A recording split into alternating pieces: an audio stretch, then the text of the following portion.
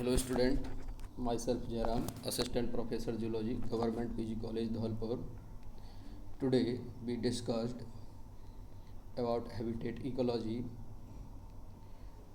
Previous part we discussed about two habitats, two types of habitat, terrestrial habitats and estuarine habitat. Today we discuss marine habitat and freshwater habitat. Marine habitat and freshwater habitat.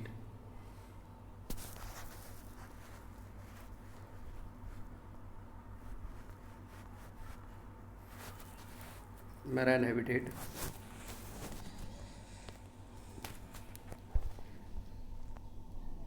इस habitat के अंतर्गत इस प्रकार के organism का अध्ययन किया जाता है जो मैराइन हैबिटेट में पाए जाते हैं या जो अपने जीवन यापन मैराइन हैबिटेट में करते हैं। और हम ये कह सकते हैं यहाँ कि study of relationship between organism and marine environment. जो रिलेशनशिप है ऑर्गेनिज्म और मैराइन एनवायरनमेंट का, उसका हम यहाँ पे अध्ययन करते हैं। किस प्रकार से जो मैराइन एनवायरनमेंट है इसकी एनवायरमेंटल कंडीशन जीवों के डिस्ट्रीब्यूशन को प्रभावित करती हैं, इसके बारे में हम अध्ययन करेंगे। Now we discussed environmental condition. यहाँ की जो एनवायरमेंटल कंडीशन होती हैं उनमें मेजर है टेम्परेचर है, सैलिनिटी है, temperature, salinity, depth of water, pressure and dissolve nutrients. ये फैक्टर मैराइन हैबिटेट में रहने वाले जो भी ऑर्गेनिज्म हैं उन सबको प्रभावित करते हैं। उनके जो पॉपुलेशन है उसको प्रभावित करते हैं, उनकी जो ग्रोथ है उसको भी प्रभावित करते हैं। फर्स्ट हम बात करते हैं टेम्परेचर की। तो यहाँ पर क्या है कि टेम्परेचर में भी विविधता पाई जाती है। ऊपर का जो सरफेस होता है उधर जो सोलर रेडिएशन है सीधी आती है, तो वहाँ की वेजिटेशंस या वहाँ की जो कम्युनिटी होती है वो डिफ़र करती है जो काफ़ी गहराई में जो जीव जंतु पाए जाते हैं उनसे। सेकंड है salinity. Salinity is the major limiting factor in marine habitat. Marine जो वाटर होता है या सी का जो वाटर है, समुद्री जो पानी होता है, इसकी सैलिनिटी बहुत ज़्यादा होती है। सी साल्ट की लगभग जो सैलिनिटी होती है वो 35 पार्ट्स पर 1000 पार्ट होती है, अर्थात 1000 पार्ट में से लगभग 35 पार्ट साल्ट पाए जाते हैं।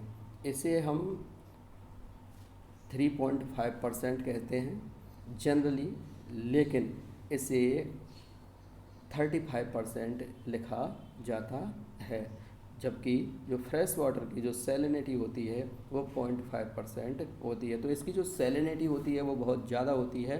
तो यहाँ ऐसे ऑर्गेनिज्म पाए जाते हैं जो सैलिनिटी के प्रति अधिक टॉलरेंस रखते हैं, अर्थात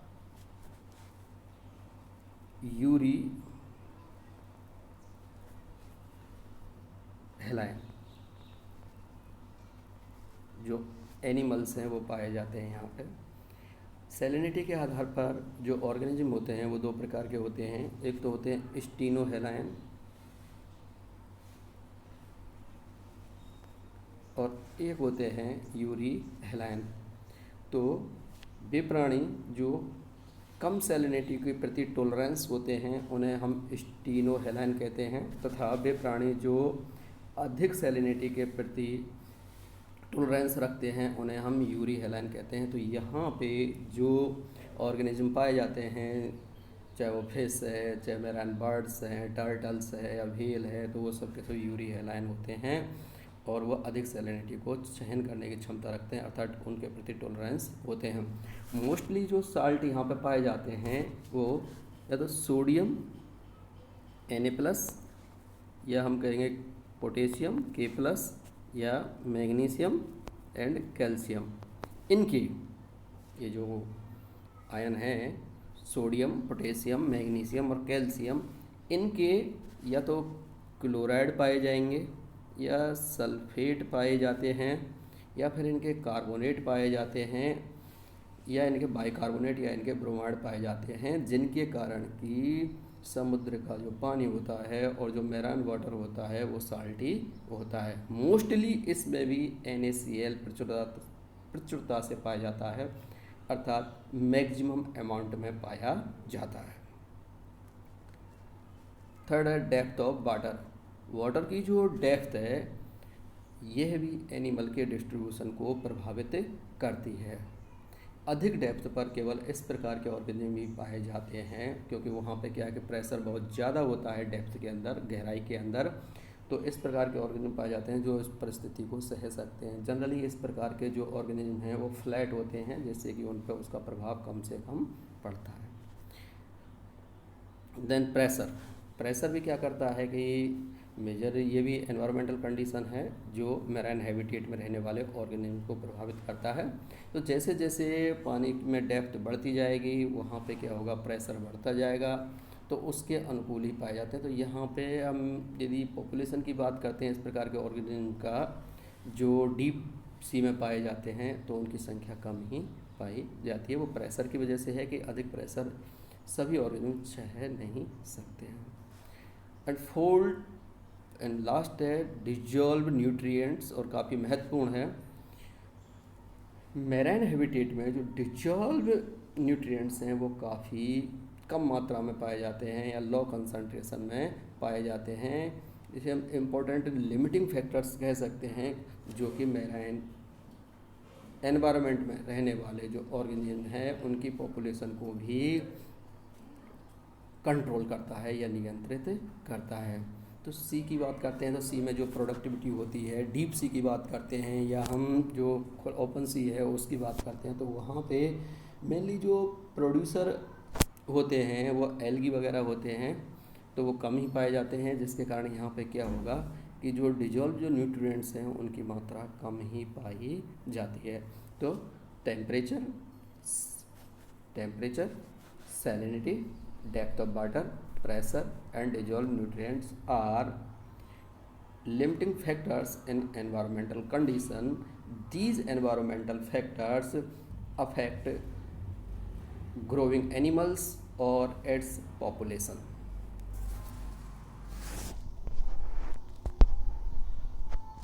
Now we discuss zonation in the sea.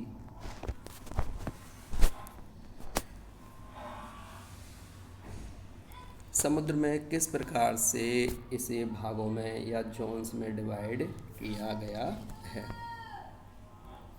Diagram के द्वारा आप देख सकते हैं कि यहाँ पे क्या होगा कि जो आप देख रहे हैं यहाँ इंटरटाइडल जोन है, नेरेटिक रीजन है, ये जोन है, ओशिनिक है, यूफोटिक है, फोटिक है, कंटिनेंटल शेल्फ है, कंटिनेंटल स्लोप है, ये कंटिनेंटल राइज है, थोड़ा ऊपर चढ़ रहा है, और ये है लास्ट एवाइसल जोन या जिसे हम deep sea area of ocean के नाम से जानते हैं। फर्स्ट हम बात करते हैं कि जो ऑफ शोर के पास जो किनारा होता है वहाँ पे होता है कंटिनेंटल शेल्फ। यहाँ क्या होता है, ये कंटिनेंटल शेल्फ होता है, ये वाला है, ये कंटिनेंटल शेल्फ है, और यह ऑफ शोर किनारे पर काफ़ी दूर तक फैला हुआ होता है। इससे आगे beyond it called Continental slope. इससे आगे बियॉन्ड इट कंटिनेंटल शेल्फ के आगे एक साथ आप ये देख रहे हैं यहाँ पर स्लोप जा रहा है, ये जो स्लोप है ये कंटिनेंटल स्लोप कहलाता है। और इससे आगे बियॉन्ड इट है कंटिनेंटल राइज, और इससे आगे कंटिनेंटल राइज होता है, एंड देन एवाइसल प्लेन कहलाता है। ये जो रीजन आप देख रहे हो ये वाला नेरेटिव जोन जिसे कह रहे हैं, तो कंटिनेंटल शेल्फ के एवं कंटिनेंटल शेल्फ के ऊपर जो छिछला वाटर पाया जाता है जिसे हम सैलो वाटर कहते हैं, सैलो वाटर, ये नेरेटिक जोन कहलाता है। यहाँ की जो डेप्थ होती है मोस्टली 6 से 10 मीटर तक ही होती है, अर्थात ये छिछला पानी है, इसे हम नेरेटिक जोन के नाम से जानते हैं। सेकेंड है इसमें इंटर टाइडल जोन। जो लो टाइड ये जोन है, zone between low tide and high tide. समुद्र में क्या है कि पूर्णिमा है, अमावस्या है या फिर सप्तमी अष्टमी को और low tide and high tide आते रहते हैं। तो उसके द्वारा क्या होता है, जैसे लो टाइड आएगा तो समुद्र का पानी लहरों से और यहाँ तक पहुँच गया, जैसे उसके बाद क्या होता है जैसे हाई टाइड आया तो पानी यहाँ तक पहुँच गया। तो ये वाला जो रीजन है, ये वाला जो रीजन है वो इंटरटाइडल जोन कहलाता है, अर्थात ज्वारीय क्षेत्र कहलाता है, जो ज्वार का पानी जहाँ तक पहुँचता है। थर्ड इसमें ओशिनिक रीजन की बात करते हैं हम। तो ओपन सी एरिया, ये वाला जो पूरा है यहाँ से लेके और यहाँ तक, ये जो ओपन सी एरिया है इसे हम ओशिनिक जोन के नाम से जानते हैं। ये वाला, ये कंप्लीट जो एरिया है यहाँ से लेके और यहाँ तक का, इसे हम ओशिनिक जोन कहते हैं। इस ओशिनिक जोन के अंतर्गत होता है एक बेथाइल है, बेथाइल जोन कहलाता है, जिसमें कंटिनेंटल स्लोप और कंटिनेंटल राइज सम्मिलित हैं। ये दोनों मिलके इन दोनों को हम बेथाइल जोन के नाम से भी जानते हैं। और जो डीप सी एरिया होता है उसे हम एवाइसल प्लेन या एवाइसन रीजन के नाम से जानते हैं। एवाइसल रीजन जिसे डीप सी एरिया भी कहते हैं। लाइट पेनेट्रेशन के अकॉर्डिंग यदि हम बात करते हैं तो जो ओशिनिक रीजन होता है उसे हम यूफोटिक एंड फोटिक रीजन में बांटते हैं। यहाँ से वर्टिकल देखते हैं हम, ये वाला रीजन हो गया। तो ऊपर का जो रीजन है सरफेस से, सी सरफेस से, और जहाँ तक लाइट पेनेट्रेट कर सकती है, इफेक्टिव लाइट पेनेट्रेट कर सकती है, उसे हम यूफोटिक जोन कहते हैं। यह लगभग 200 मीटर गहरा होता है लगभग। ये टर्बिडिटी पे भी डिपेंड करता है, कभी कभी की टर्बिडिटी बहुत ज़्यादा होगी तो जो लाइट पेनेट्रेशन है वो प्रभावित होता है और लाइट पेनेट्रेशन कम होता है। और सेकंड है इसमें एफोटिक जोन, जहाँ की लाइट नहीं पहुँचती है। तो जहाँ लाइट पहुँचती है, इफेक्टिव लाइट जहाँ तक पेनेट्रेट करती है, उससे आगे का जो क्षेत्र है और जो रीजन है वो एफोटिक जोन के नाम से जाना जाता है। तो फ्रेंड्स, हम यहाँ बात कर रहे थे जोनेसन एंड सी की। तो जोनेसन सी में हमने बताया था आपको कि यहाँ पे क्या होता है, एक कंटिनेंटल शेल्फ होता है। कंटिनेंटल शेल्फ के ऊपर जो छिछला पानी वाला एरिया होता है, सैलो वाटर जोन है, इसे हम नेरेटिक जोन के नाम से जानते हैं। तथा इससे जस्ट पहले, बिफोर इट, इससे पहले क्या होगा कि जो लो टाइड और हाई टाइड के मध्य का जो रीजन होगा जहाँ जल पहुँचता है, उसे हम इंटरटाइडल जोन के नाम से जानते हैं। और जो ओपन सी एरिया है उसे हम ओशिनिक जोन कहते हैं। तथा इसका जो गहरा वाला भाग है उसे हम बेथाइल जोन के नाम से जानते हैं। इससे आगे इसमें बेथाइल जोन होगा इसके अंतर्गत, जिसमें कि Continental slope and Continental rise सम्मिलित होते हैं या कंसिस्ट होते हैं। लाइट पेनेट्रेशन के आधार पर यदि हम बात करते हैं वर्टिकल इसका जोनेशन देखें तो इसे हम यूफोटिक जोन एंड एफोटिक जोन में बांटते हैं। कुछ बुक्स में इस तरह का दे रखा है कि बीच में यूफोटिक एंड एफोटिक के मध्य का जो जोन है उसको डिस्फोटिक के नाम से भी जानते हैं। तो आप केवल इतना ध्यान रखें यहाँ पे कि जहाँ तक इफेक्टिव लाइट कैन पेनेट्रेट कर सकती है उसे हम यूफोटिक जोन कहते हैं, जो लगभग 200 मीटर का या 500 से 600 फीट का होता है। और उससे आगे का जो रीजन है उसे हम एफोटिक जोन कहते हैं, जहाँ लाइट नहीं पहुँचती है।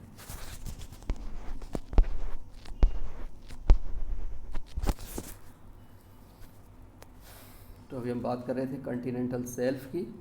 कंटिनेंटल शेल्फ आपको बता दिया है, तो कंटिनेंटल स्लोप और इसी के साथ था कंटिनेंटल राइज, जो दोनों मिलके बेथाइल जोन का निर्माण कर रहे थे।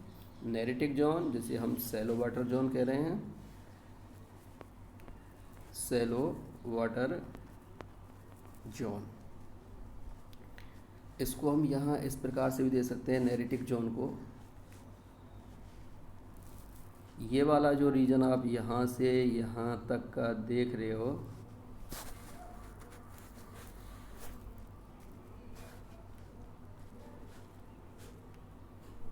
ये वाला रीजन यहाँ से और यहाँ तक का जो आप देख रहे हो ये सैलो वाटर जोन कहलाएगा, जिसकी डेप्थ काफ़ी कम होती है, 6 से 10 मीटर के लगभग होती है। यहाँ पे वेजिटेशन अधिक पाई जाती है। और ये वाला जो रीजन यहाँ से आप देख रहे हो ये वाला है, यहाँ पे ये वेजिटेशन पाई जाती है। सीशोर एरिया भी कहते हैं इसे, सीशोर समुद्र का किनारा वाला एरिया जहाँ हाई वेजिटेशन पाई जाती है, बूडी प्लांट्स वगैरह भी पाए जाते हैं और बीड्स वगैरह भी, जो एक्वाटिक बीड्स जिन्हें हम सी बीड्स के नाम से जानते हैं, वो यहाँ पे पाए जाते हैं। इस रीजन को बोलते हैं हम इंटर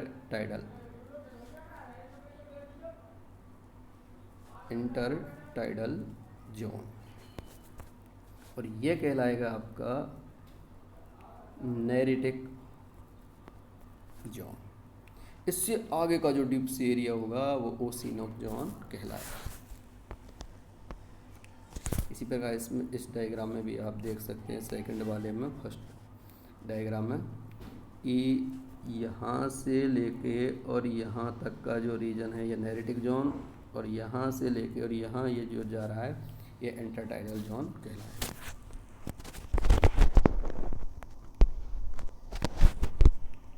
ओशिनिक रीजन है। ओशिनिक रीजन में बता रहे थे आपको कि इसमें इंक्लूड है continental slope and continental rise, जिसे हम बेथाइल जोन के नाम से भी जानते हैं। और जो डीप ओशियन का जो डीप एरिया होता है उसे हम एबाइसोल जोन के नाम से जानते हैं। लाइट पेनिट्रेशन के according photic zone and euphotic zone. Now we discuss communities of marine habitat and then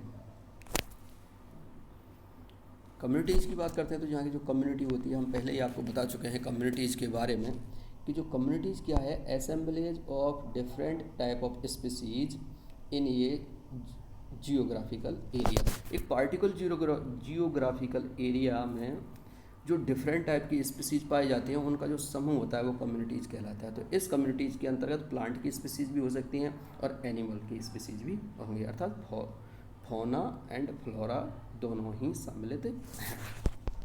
first बात करते हैं हम उनके प्रोड्यूसर्स की। प्रोड्यूसर्स, तो यहाँ पे जो मैराइन हैबिटेट में है वो ग्रेट डाइवर्सिटी पाई जाती है। ग्रेट बायोडाइवर्सिटी जिसे हम कहते हैं, बहुत अधिक विविधता पाई जाती है। यहाँ पे बहुत से प्रकार के और वेरियस टाइप्स के प्लांट्स एंड एनिमल्स भी पाए जाते हैं। मोस्टली क्या होगा यहाँ पे कि जो डाइटम्स हैं एंड डाइनोफ्लैजिलेट्स पाए जाते हैं, जो कि मुख्य प्रोड्यूसर हैं या उत्पादक होते हैं इन कॉन्टिनेंटल सेल्फ के अंतर्गत। अर्थात जो छिछला पानी है वहाँ पर डाइटम्स और डाइनोफ्लैजिलेट मुख्य प्रोड्यूसर की भूमिका निभाते हैं। तो सी शोर एरिया की बात करते हैं, समुद्र का जो किनारा वाला एरिया है वहाँ पे सी बीड्स वगैरह पाए जाते हैं और ये बहुतायत में पाए जाते हैं, ये थोड़े बड़े होते हैं। देन सी की बात करते हैं हम, समुद्र की डीप सी की बात करते हैं, और ओशिनिक रीजन की बात करते हैं हम। ओशिनिक रीजन में तो यहाँ पे मेजर जो प्रोड्यूसर हैं वो green algae, brown algae and red algae, ये इसी क्रम में पाए जाते हैं। सबसे ऊपर ग्रीन एल्गी, उससे नीचे brown algae and then last में और सबसे एंड में रेड एल्गी, अर्थात सबसे अधिक गहराई पर रेड एल्गी पाए जाते हैं। इसके अलावा जो जोस्टेरा है, पादप है, एंजियोस्पर्मिक प्लांट्स है जिसे हम ईल ग्रास के नाम से जानते हैं, ये भी पाया जाता है। तो यहाँ पे जो मेजर प्रोड्यूसर हैं सभी रीजन के अकॉर्डिंग, कॉन्टिनेंटल सेल्फ के अंतर्गत डाइटम्स एंड डाइनोफ्लैजिलेट, सी शोर एरिया जो किनारा वाला एरिया है वहाँ पे सी बीड्स, एंड जो सी एरिया है ओपन सी वाला है वहाँ पे green algae, brown algae and red algae पाए जाते हैं। तो हम पहले ही आपको बता चुके हैं कि यहाँ जो एनवायरमेंटल कंडीशन में कि जो न्यूट्रिएंट्स होते हैं यहाँ पे और सी में जो न्यूट्रिएंट्स होते हैं वो लो कंसंट्रेशन में पाए जाते हैं, जो कि मेजर लिमिटिंग फैक्टर्स होते हैं। Now we discuss consumers of marine habitat. तो यहाँ पे कंज्यूमर्स में या हम कहें कि फौना में भी बहुत अधिक बायोडाइवर्सिटी पाई जाती है, और यहाँ लगभग जो बहुत ज़्यादा जो इनवर्टिब्रेट्स हैं उनकी स्पीसीज पाई जाती हैं। इसके अलावा वर्टिब्रेट्स की भी स्पीसीज यहाँ पे पाई जाती हैं। मोस्टली कंज्यूमर्स में यहाँ पे प्रोटोजोन्स हैं, क्रस्टेशियन है, मोलस्कन है, जेलीफिश है, टीनोफर्स है, इकाइनोडर्म्स हैं, पेलेजिक ट्यूनिकेट्स हैं, polychaetes, worms, crabs, lobster, beetle, barnacles, oyster, mussel, dollars, coral, sea animal. या यदि हम फाइलोजेनेटिक के अकॉर्डिंग देखें आप, तो यहाँ पे आप ये कह सकते हो यहाँ पे प्रोटोजोअन्स पाए जाते हैं, पोरीफर्स यहाँ पे पाए जाते हैं, सीलेंट्रेट यहाँ पाए जाते हैं, सीरियलिटी से चलें आप, सीलेंट्रेट यहाँ पे पाए जाते हैं, टीनोफोर्स यहाँ पे पाए जाएंगे। इसके अलावा आता है फिर प्लेटियलमंथीज और एस्केलमंथीज। वो क्या हैं कि मोस्टली पैरासाइट या एंडोपैरासाइट हैं, वो यहाँ नहीं पाए जाते हैं। तो बात करते हैं एनेलिड्स की। तो एनेलिड्स में मोस्टली जो पॉलीकीट्स हैं, नेरीज वगैरह है, वो सब यहाँ पे पाए जाते हैं। एनेलिड्स के बाद आता है आर्थ्रोपोड्स। आर्थ्रोपोड्स में इंसेक्ट बोलते हैं, मोस्टली जो इंसेक्ट हैं, इंसेक्ट यहाँ पे पाए जाते हैं। क्रस्टेशिया के वर्ग सभी पाए जाते हैं। इसके अलावा क्रैब्स की बात करें हम, बर्नेकल्स की बात करें हम, तो ये सब यहाँ पे, और इसके अलावा यहाँ पे इसमें बीटल वगैरह हैं, तो ये सब पाए जाते हैं। तो इंसेक्ट भी काफ़ी अधिक यहाँ पे पाए जाते हैं। देन आता है मोलस्का। तो मोलस्कन में मोस्टली जो सीपी वगैरह होती हैं वो यहीं पाए जाते हैं। सीपी वगैरह हैं, जितनी भी मुसेल हैं, ऑयस्टर हैं, यहाँ पे पाई जाती हैं। एंड देन आता है इकाइनोडर्म्स। तो इकाइनोडर्म्स भी यहाँ पे बहुत आयत में पाए जाते हैं। सी अर्चिन है, पेंटासिरोस है, एंड नियोमेट्रॉन है, ये सभी यहाँ पे पाए। ऑफियोसोरस है, हेलोडर्मा, सॉरी,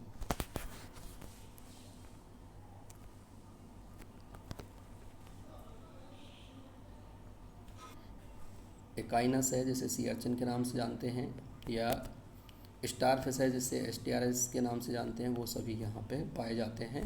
तो यहाँ और मैराइन हैबिटेट में फौना में काफ़ी अधिक बायोडाइवर्सिटी पाई जाती है। इसके अलावा वर्टिब्रेट्स की जब हम बात करते हैं तो यहाँ पे फिश काफ़ी अधिक पाई जाती हैं। मैराइन वाटर में टर्टल, मैराइन बर्ड्स, इनका जो एक्सक्रीट होता है उसे ग्यानो कहते हैं।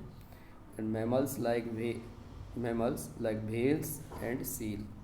मैमल्स में मोस्टली जो व्हेल है एंड सील है यहाँ पे अधिकांशतः पाए जाते हैं, जो कि मैराइन हैबिटेट में ही पाए जाते हैं। बैक्टीरिया यहाँ पे कम ही उपस्थित होते हैं, जो केवल सेडिमेंट में ही पाए जाते हैं, अर्थात जो एबाइसल रीजन होगा वहाँ पे जो सेडिमेंट पड़ा होगा उसके अंतर्गत पाए जाएंगे, या सेलो वाटर रीजन है, जो नेरेटिक जोन है उसका जो नीचे तली वाला रीजन है उसमें जो सेडिमेंट होगा उसमें ये पाए जाते हैं। तो कम ही मात्रा में यहाँ पे, या इनकी जो पॉपुलेशन होती है वो कम होती है।